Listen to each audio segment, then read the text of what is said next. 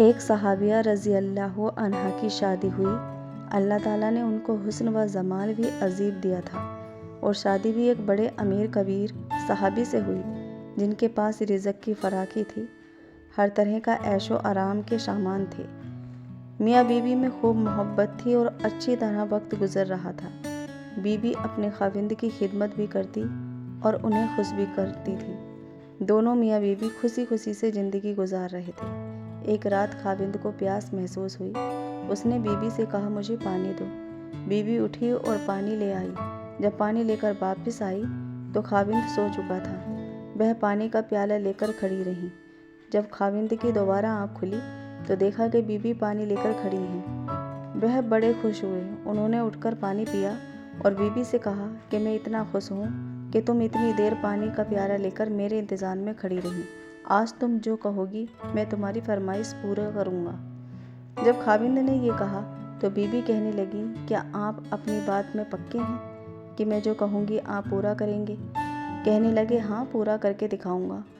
کہنے لگی، اچھا پھر آپ مجھے طلاق دے کر فارغ کر دیجیے۔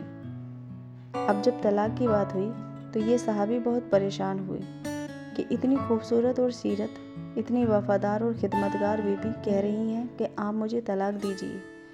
پوچھنے لگے، بیوی کیا تجھے مجھ سے کوئی تکلیف پہنچی ہے؟ کہنے لگی، بالکل نہیں۔ بیوی کیا میں نے آپ کی بے قدری کی؟ بیوی نے کہا، ہرگز نہیں۔ کسی امید کو توڑا ہے؟ کوئی بات آپ کی پوری نہیں کی ہو؟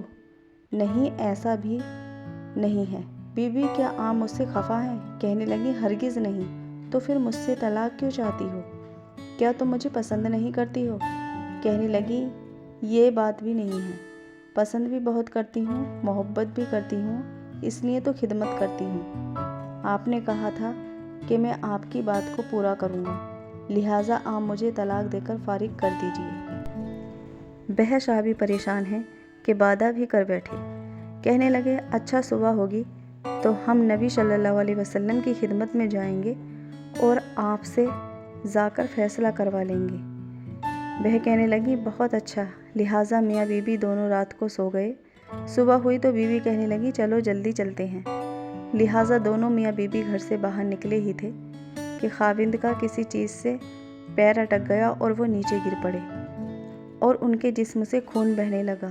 بیوی نے فوراً اپنا دوپٹہ پھاڑا اور خاوند کو پٹی باندھی اور ان کو جسم کا سہارا دیا اور کہنے لگی، چلو گھر واپس چلتے ہیں، میں آپ سے طلاق نہیں لیتی۔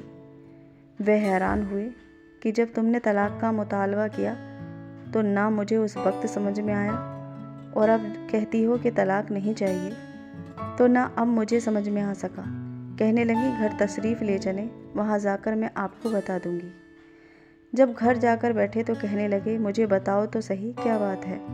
کہنے لگی، آپ نے کچھ دن پہلے نبی صلی اللہ علیہ وسلم کی حدیث سنائی تھی کہ جس بندے سے اللہ رب العزت محبت کرتے ہیں اس بندے کے اوپر اس طرح پریشانیاں آتی ہیں جس طرح پانی اونچائی سے ڈھلان کی طرف جایا کرتا ہے۔ میں نے نبی علیہ الصلوۃ والسلام کا فرمان سنا تو میں دل میں سوچتی رہی کہ میں نے اپنے گھر میں کوئی پریشانی نہیں دیکھی، کوئی غم نہیں دیکھا، کوئی مصیبت نہیں دیکھی، تو میرے دل میں خیال آیا کہ میرے آقا کی بات سچی ہے۔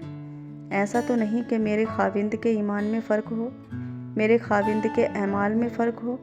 میرے خاوند سے اگر پروردگار کو محبت نہیں تو میں اس بندے کی خدمت کروں گی۔ اس لیے جب آپ نے کہا کہ میں تمہاری بات پوری کروں گا تو میں نے کہا کہ میں اس بندے سے طلاق چاہتی ہوں جس سے میرے پروردگار محبت نہیں کرتے۔ پھر جب ہم حضور صلی اللہ علیہ وسلم کی خدمت میں علم حاصل کرنے جا رہے تھے، یہ اللہ کا راستہ تھا، آپ گرے اور خون نکلا تو میں فوراً سمجھ گئی کہ اللہ کے راستے کا غم پہنچا، مصیبت پہنچی، تکلیف پہنچی۔ یقیناً اللہ تعالیٰ کو آپ سے پیار ہے اور اللہ تعالیٰ نے آپ کو اپنی ناراضگی کی وجہ سے خوشیاں نہیں دی، بلکہ اللہ تعالیٰ کو آپ سے محبت ہے۔ اب مجھے طلاق لینے کی کوئی ضرورت نہیں، اس لیے میں ساری زندگی آپ کی خادمہ بن کر آپ کی خدمت کیا کروں گی۔ سبحان اللہ۔